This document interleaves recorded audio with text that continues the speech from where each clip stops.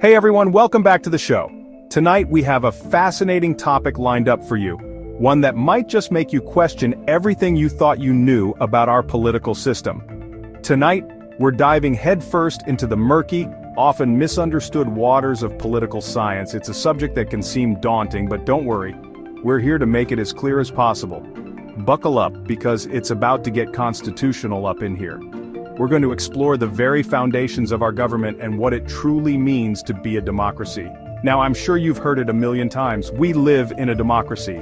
It's a phrase that's ingrained in our national identity. We say it with pride, we sing about it in fourth grade, we even use it to justify some questionable foreign policy decisions. But how many of us have actually stopped to think about what that word really means? But here's the kicker. What if I told you that the United States, the land of the free and the home of the "it's a democracy, damn it," isn't actually a pure democracy at all? That's right, our system is a bit more complex. Shocking, I know. It's a revelation that can be quite surprising, especially given how often we hear the term democracy thrown around. But stay with me. What we often call democracy is a lot more nuanced than that. Our political system has layers and intricacies that are often overlooked in everyday discussions. Tonight, we're going to unpack the surprising truth about republics, democracies, and what it all means for you, the unsuspecting citizen. We'll delve into the differences between these systems and how they impact our lives. And don't even get me started on India. Their political system is a whole other story, with its own unique complexities and challenges. Their official title is longer than this entire segment, and trust me, it's a doozy. The full name of India is the Republic of India, and it operates as a federal parliamentary democratic republic. So grab your pocket constitutions, put on your thinking caps, and let's get ready to dissect the very fabric of our political systems. We'll explore how these systems were designed, how they function today, and what the future might hold for democracies and republics around the world. By the end of this episode, you'll have a deeper understanding of the political landscape and be better equipped to engage in informed discussions about our government. So, let's get started. Alright, before we can even begin to understand what kind of political system we're dealing with, we need to define our terms. This is crucial because the words we use shape our understanding of the world around us. And trust me, this is where things get interesting. Definitions aren't just dry academic exercises, they can reveal a lot about how societies function. Republic and democracy, two words that get thrown around like confetti at a political convention, but are often used interchangeably.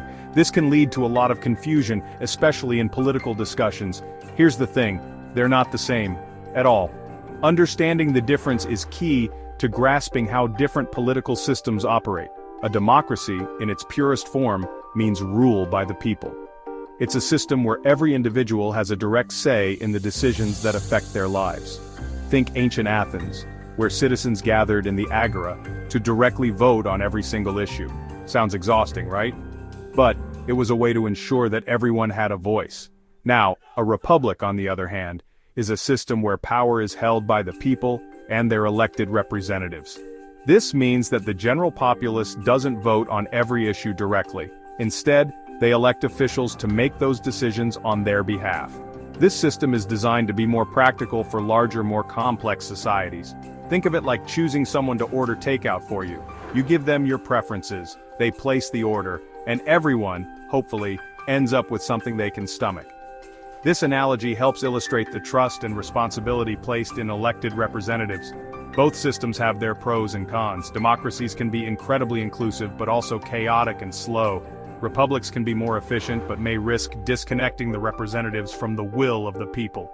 It's important to have these discussions and understand these terms because they shape our expectations and our engagement with the political process. Knowing the difference can empower us to make more informed decisions and advocate for the systems that best represent our values. So, next time you hear someone use the terms republic and democracy as if they mean the same thing, you'll know better. You'll understand the nuances and be able to contribute meaningfully to the conversation. And that's the first step towards a more informed and engaged citizenry. Because at the end of the day, understanding these terms isn't just about semantics. It's about how we govern ourselves and shape our collective future.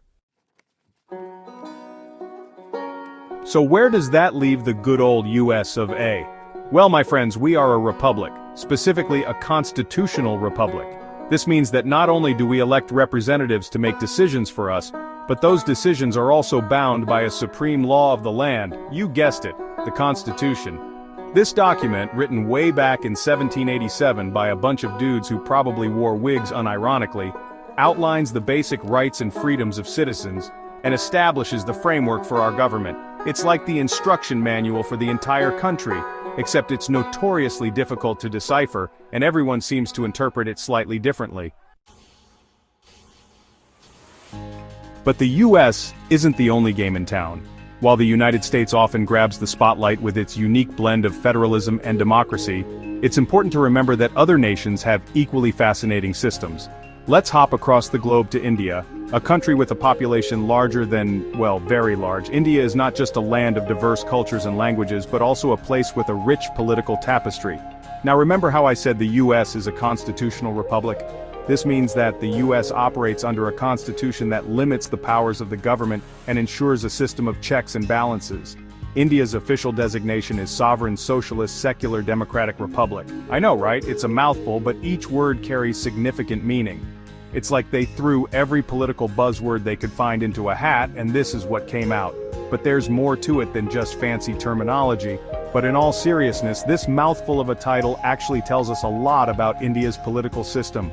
Each term reflects a core principle that guides the nation. It highlights the country's independence, its commitment to social justice, its secular nature, and yes, its democratic and republican values. These principles are not just words, they are the foundation of India's governance. Think of it like this. If the US is a symphony of federalism and democracy, India is an orchestra of diverse political ideologies working in harmony. Both nations have their unique compositions, and understanding them helps us appreciate the complexity and beauty of global governance.